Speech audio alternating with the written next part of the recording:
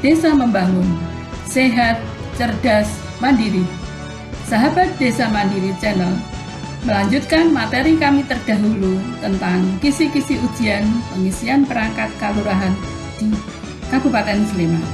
Materi kali ini yaitu tentang soal jawab Undang-Undang Desa dalam rangka tes atau ujian pengisian perangkat kelurahan di Kabupaten Sleman. Soal-soal kami bagi dalam beberapa part. Kali ini part 1 berisi 20 soal. Sahabat tidak perlu serius melihat video ini, cukup sahabat mendengarkan dan kerjakan juga aktivitas sahabat yang lain. Sahabat bisa mendengarkan sambil bekerja, sahabat juga bisa mencuci sambil mendengarkan. Mendengar soal jawab ini secara berulang-ulang, pasti sahabat akan mudah mengingat dan sukses dalam mengerjakan ujian. Sahabat, kita mulai soal pertama. Pembentukan panitia pemilihan lurah ditetapkan dengan A. Keputusan lurah, B. Peraturan lurah, C. Peraturan bupati, D. SK Badan Permusyawaratan Kalurahan. Jawabannya D. Sesuai pasal 32 Undang-Undang Desa yang saat itu BPD sekarang menjadi Badan Permusyawaratan Kalurahan atau BPK. Nomor 2. Siapa yang memberitahukan lurah mengenai akan berakhirnya masa jabatan lurah secara tertulis 6 bulan sebelum masa jabatan lurah berakhir? Jawabannya A. Carik, B. BPK, C. Keputusan Kalurahan, D. Lembaga Kemasyarakatan Kalurahan. Jawabannya adalah B. BPK. Jawaban tersebut sesuai dengan pasal 32 Undang-Undang Desa. 3. Panitia pemilihan lurah terdiri dari kecuali. Sahabat, kecuali A. Unsur perangkat kalurahan, B. Unsur lembaga kemasyarakatan kalurahan, C. Tokoh masyarakat, D. Unsur dinas pemberdayaan masyarakat dan kelurahan. Jawabannya apa sahabat? D. Sesuai dengan pasal 32 Undang-Undang Desa, maka kecuali yang tidak termasuk dalam panitia pemilihan lurah tersebut adalah dinas pemberdayaan masyarakat dan kelurahan. 4. Salah satu syarat menjadi lurah adalah berpendidikan paling rendah berpendidikan A. Sekolah menengah pertama atau sederajat, B. Sekolah menengah atas, C. Sarjana, D.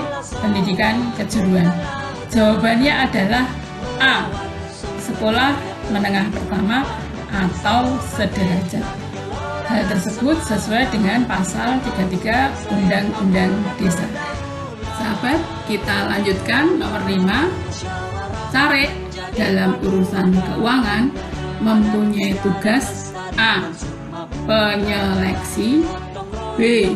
Pengawas, C. Koordinator, D.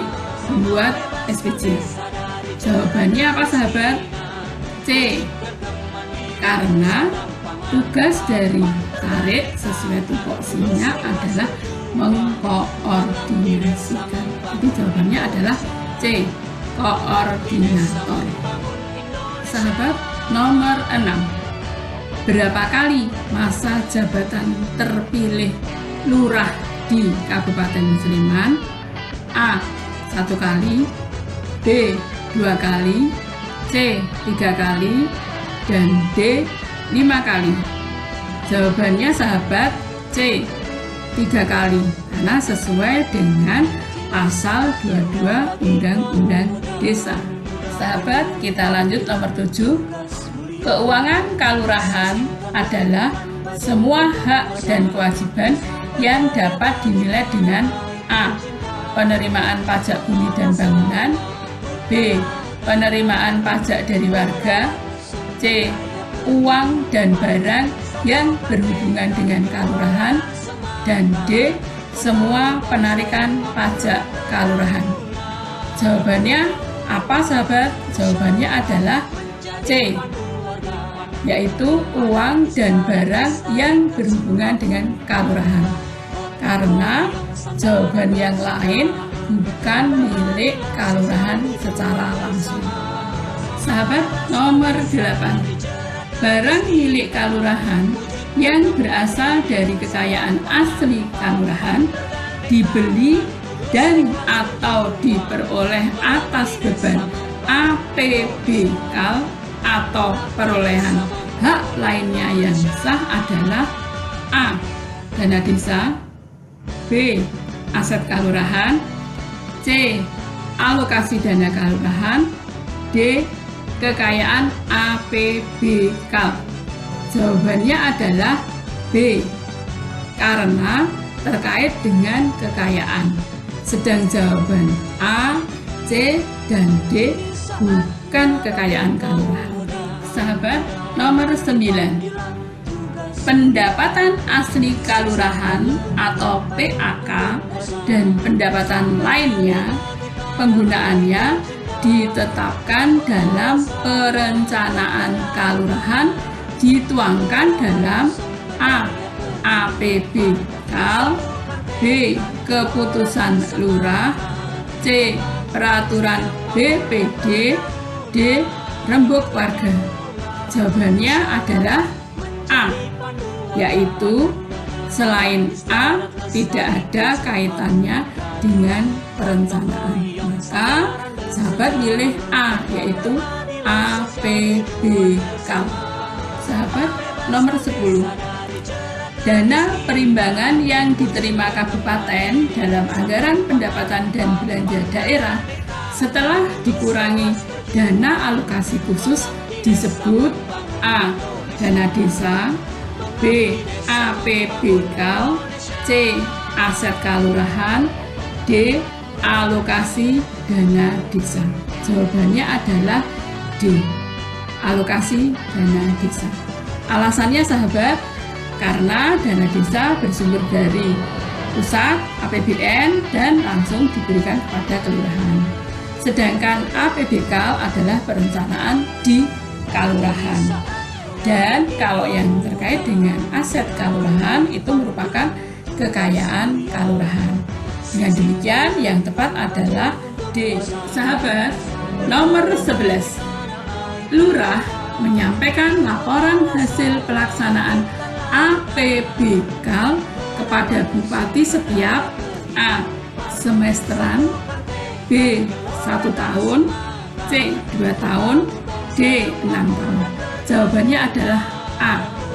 Semesteran, sesuai dengan aturan dalam Undang-Undang Desa, 6 bulan sekali. Sahabat, nomor 12. Rencana pembangunan kalurahan selama masa jabatan lurah terpilih berisi visi dan misi. Disebut dalam A. RPJM kalurahan, B. RPK, C. RKPD, D. RPPD. Jawabannya, sahabat, adalah A. RPJM Kal, karena perencanaan kalurahan yang berisi visi misi ada di RPJM Kal. Sedangkan jawaban B, C, D tidak memuat visi misi kepala desa atau lurah. Sahabat, nomor 13. Seluruh sumber pendapatan dan pengeluaran kalurahan harus dicatat dalam A. Anggaran penerimaan dan pengeluaran keuangan kalurahan, B. Keuangan desa, C. Anggaran pendapatan dan belanja kalurahan atau APB Kal, D. Anggaran desa. Jawabannya mudah ya sahabat, C, yaitu anggaran pendapatan dan belanja kelurahan atau APBK. Karena anggaran yang memuat pendapatan dan pengeluaran kelurahan adalah APBK. Sahabat, nomor 14. Dalam melaksanakan tugas dan kewenangannya, perangkat kelurahan bertanggung jawab pada A. Paneu, B. Carik, C. Lurah, D. BPK. Mudah sahabat, jawabannya adalah C. Lurah, sesuai dengan Undang-Undang Desa. Nomor 15. Peraturan kelurahan ditetapkan oleh A. Lurah dan BPK, B. BPK, C. Lurah, D. Lurah dan masyarakat kelurahan. Jawabannya mudah ya sahabat, D. Lurah dan masyarakat kelurahan. Jawaban tersebut sesuai dengan Undang-Undang Desa. Sahabat, nomor 16. Besaran penghasilan carik adalah A. Paling sedikit 70% dari penghasilan tetap lurah, B. Paling sedikit 80% dari penghasilan tetap lurah, C. Paling sedikit 90% dari penghasilan tetap lurah, D. Tidak ada ketentuannya. Jawabannya apa sahabat? A. Paling sedikit 70% dari penghasilan tetap lurah, sesuai dengan aturan dalam Undang-Undang Desa. Sahabat, nomor 17. Besaran penghasilan tetap perangkat kelurahan selain carik adalah A.